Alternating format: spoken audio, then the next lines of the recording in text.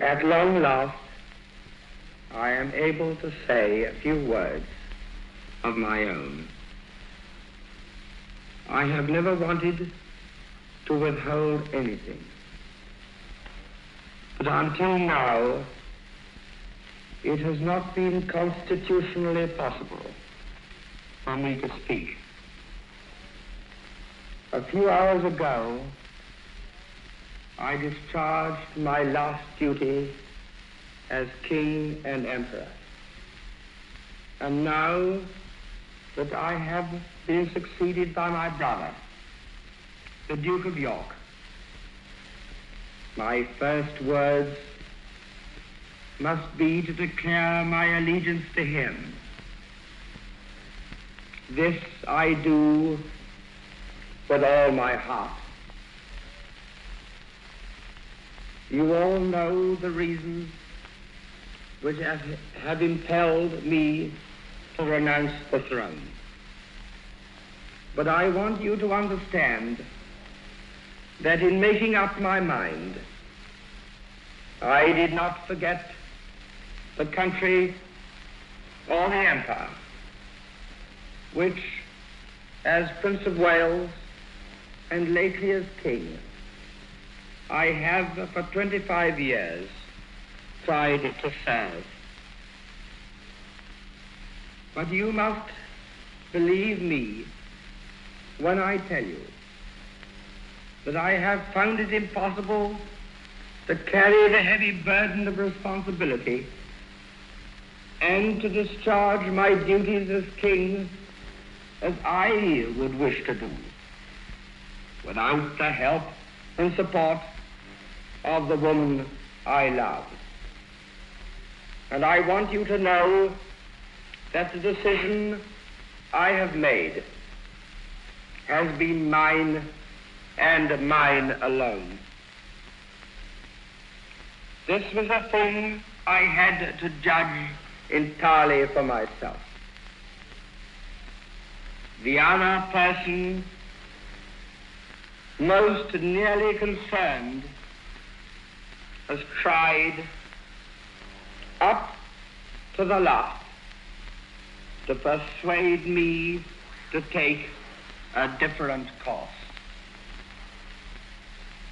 I have made this the most serious decision of my life, only upon the single thought of what would, in the end, be best for all.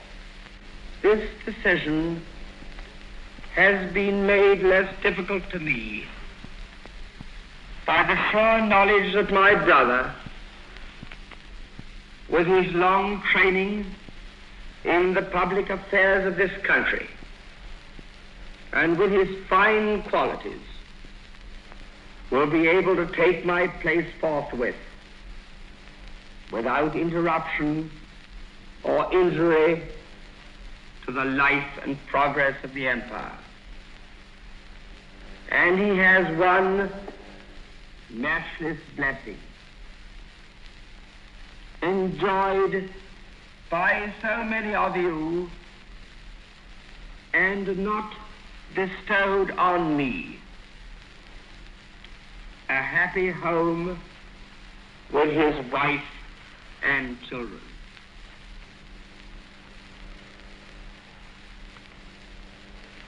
During these hard days, I have been comforted by Her Majesty, my mother, and by my family.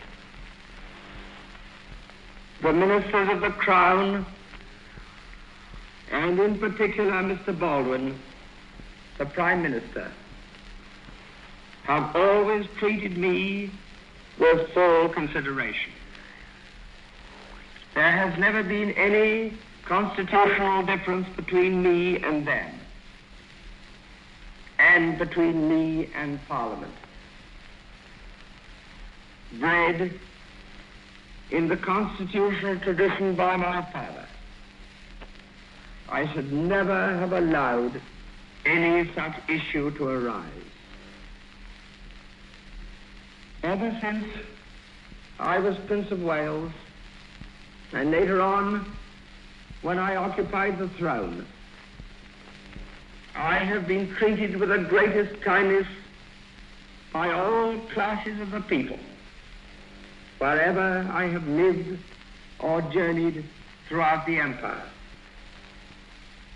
For that, I am very grateful. I now quit altogether public affairs, and I lay down my burden. It may be some time before I return to my native land, but I shall always follow the fortunes of the British race and empire with profound interest.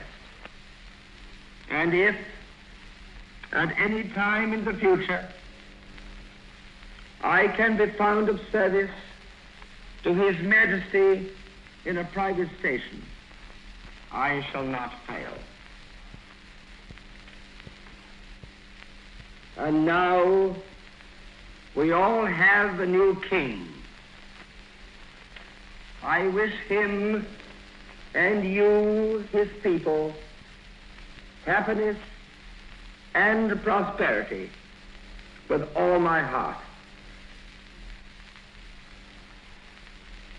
God bless you all. God save the King.